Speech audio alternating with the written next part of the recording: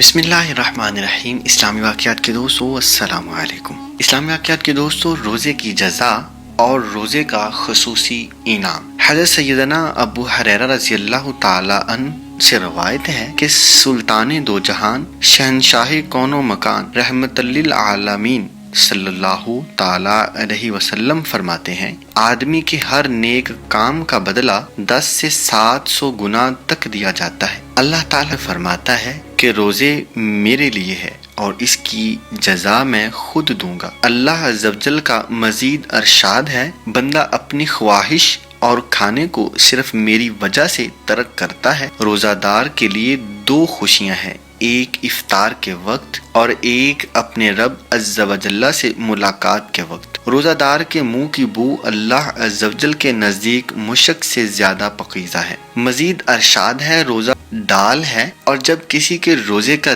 دن ہو تو نہ بےہود بکے اور نہ ہی چیخے، پھر اگر کوئی اور شخص اس سے گالم گلوچ کرے یا لڑنے پر آمادہ ہو تو کہہ دے میں روزہ دار ہوں۔ احادیث مبارک میں روزے کی کئی خصوصیات ارشاد فرمائی گئی ہیں۔ کتنی پیاری بشارت ہے اس روزہ دار کے لیے جس نے اس طرح روزہ رکھا جس طرح روزہ رکھنے کا حق ہے، یعنی کھانے پینے اور جماع سے بچنے کے ساتھ ساتھ اپنے تمام اعضاء کو بھی گناہوں سے باز رکھا تو وہ روزہ اللہ تعالیٰ کے فضل و کرم سے اس کے لیے تمام پچھلے گناہوں کا کفارہ ہو گیا۔ اور حدیث مبارک کا یہ فرمان عالی شان تو خاص طور پر قابل توجہ ہے، جیسا کہ سرکار نامداد صلی اللہ تعالی علیہ وسلم اپنے پروردگار عز و جل کا فرمان خوشگوار سناتے ہیں، جس کا ترجمہ یعنی روزہ میرے لیے ہے اور اس کی جزا میں خود ہی دوں گا۔